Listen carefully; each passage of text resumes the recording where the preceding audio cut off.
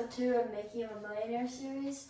Today I want to talk about the 10 microhabits to transform your day as a young entrepreneur. First though, I want to just get one thing straight, is what is a microhabit? And it is defined as small, easily achievable actions that are integrated or placed into your daily routine that foster positive change. Examples of this could be making your bed each morning, which takes less than 5 minutes to do. Doing one small thing or one small habit, such as reading a Bible verse, reading a quote from the Bible. Post one piece of content. You can either post or watch, but I would say creation is better than consumption, especially when you're trying to be your that creates content or that creates a product.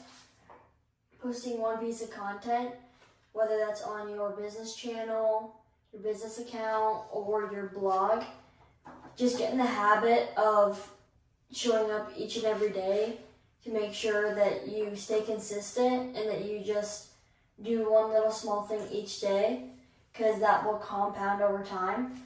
An example of this would be the New York Times with their daily Wordle. Every single day they have this thing where people can check up on it and do the Wordle, and it's really easy. It can take less than 10 minutes to do, and it's just something daily that people can keep going back to their website to just do that one thing. So set up something or do something each day that takes less than 5 minutes to post, but post it every single day onto your website or your channel, just to show that you're willing to make the commitment of showing up each day, and to keep your audience or your followers enthused and willing to keep coming back to your content. The fourth one is drink water when you wake up. Drinking water when you wake up helps boost your awakefulness. Put a glass of water by your bedside before you go to bed each night. That way in the morning when you wake up, that's the first thing you see is your glass of water. To remind you to drink when you wake up, or you can leave a water bottle out in the kitchen or by your bed. Just something, create an environment that allows you to make your micro habits super easy to achieve. Number 5, and one of the last examples I have is do some type of exercise each morning. I have do one push-up every time you stand. Put in place something that takes 1 to 10 reps or takes less than a minute, like a 1-minute plank. It's too hard. Trim it down to 30 seconds. Do some type of little physical activity and keep them placed throughout your day to make sure that you get a little bit of physical activity here and there. So those are the 5 good examples of micro habits that you should be doing or something like it. The 5 examples that I have of some negative micro habits. Number 1 is complaining. Number 2 is constant small purchases.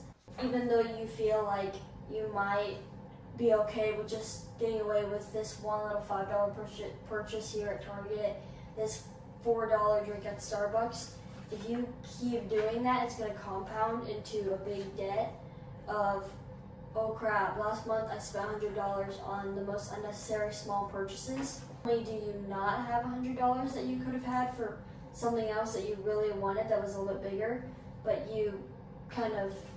it was super duper unnecessary to make those constant small purchases. 3 is staying up later and later each night. Something such as going to bed at 10:30 and pushing it the next night to 10:45 and then pushing it again the next night until 11. You're going to keep going down that spiral of, oh, I can just go a little bit later and a little bit later. A good example of this would be the school year versus the summertime. School year, you pretty much have an exact sleep schedule. Even if you aren't able to stick to, you go to bed at 9:30, the next night you go to bed at 12 a.m. because it's the weekend, you still have to make sure that you show up on time to school at 7:30, at 8 o'clock. So you're always set onto that boundary of, I can't push it too far because I have to wake up at this certain time. In the summer, that's not really a limit to you. So you can go until 2 a.m., 3 a.m., 4. Number 4 is sugary meals and snacks. if you were to have a sugary type of drink for your morning breakfast along with that sugary cereal, and then for a snack in the morning, having a sugary candy bar, it causes you to have cravings of sugar, not only throughout the day, but if you keep fulfilling those cravings with more and more sugar. Number 5, and which is your last one, is not brushing your teeth. Getting away with not brushing your teeth, maybe one night, you won't notice anything. But you won't notice it until you go 2 years without brushing your teeth, and then you might notice that your teeth might be falling out, or your teeth have terrible cavities, your breath is really stinky. But the thing is that little micro habit of not brushing your teeth here and there led to the result of having to deal with that non-changeable result that you could have avoided, but you decided to let go. Those are the positive ones that I pointed out. Those are the negative ones I pointed out. Either way you go, it can either lead to compound successes or it can lead to compounded failures. Let's just be in the mindset of good micro habits, which the good ones can lead to your compound successes, allowing you to keep getting small wins throughout the day, which will lead to small wins throughout the week, which will lead to big wins throughout the year. And those little compound successes are built upon getting 1% better each and every day, showing up for yourself, focusing on progress over perfection, which will increase your confidence to focus on your journey rather than your destination. From James Clear, the Atomic Habits book author, he said, master the art of compounding gains. So, those are just some of the things that you need to keep in mind when you want to think about micro habits and where they should lead you. When you want to create some micro habits for yourself, you should just keep these few things in mind. Number 1, it should be achievable. 2, easy to do. They're both in the definition.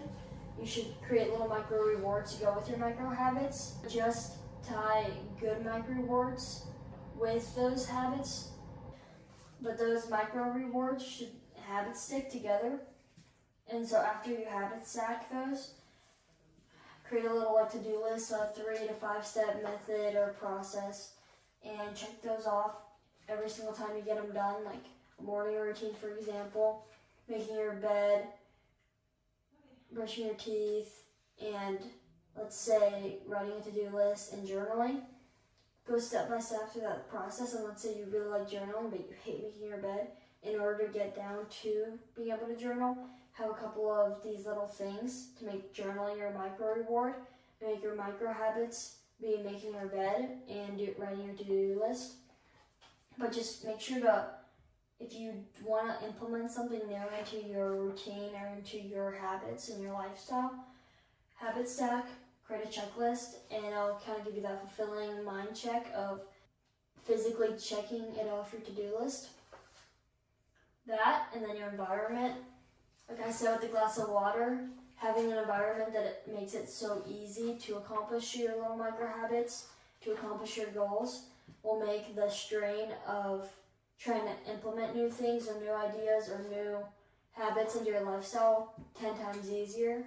So like what I said, but the water thing, having a glass of water beside your bed and waking up to it to remind you to drink more water has already set you up for success.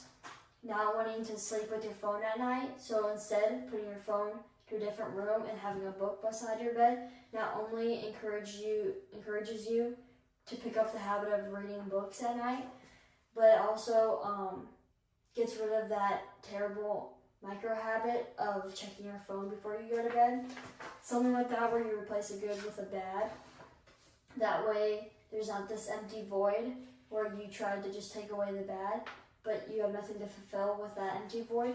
You put in a good habit to do. So those are the 6 things that I would stick to when I'm trying to create a micro habit. Here are the 10 things on 10 micro habits you could implement today. Young entrepreneur starting. Number 1 would be making your bed each morning. 2, visualize. 3, journal. 4, exercise. 5, post or create one thing of business content. 6, is watching one thing in business content. Number 7 is take care of yourself. Make sure your hygiene is in check. Keep your hygiene in check and keep your health in check. Number 8 is read 10 pages each day. Something like putting a book beside your bed instead of your phone. Making sure that your phone doesn't tuck you in at night, but maybe have a book instead to fill that void. Number 9 is to talk to a friend or a stranger daily. I would just get into the habit of meeting somebody daily or talking to a friend daily just to keep you into that habit of communication and that soft skill of interacting with others, especially meeting new people, because that can really help build that soft skill of negotiation, communication, and leadership. And number 10 is do something hard each day. To end it off with, this was the definition.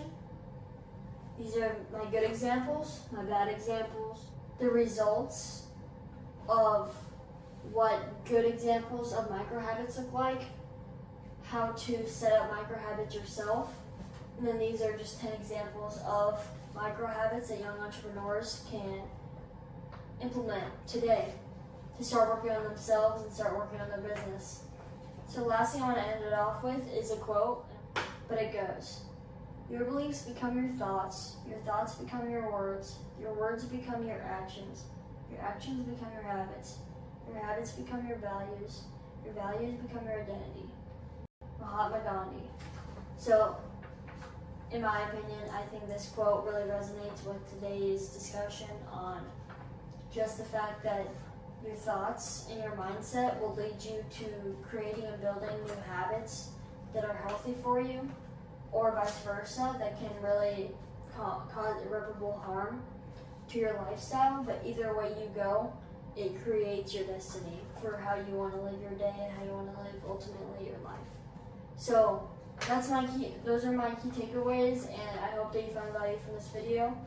Consider liking and subscribing, and yeah, those are my 10 microhabits to become a young, successful entrepreneur.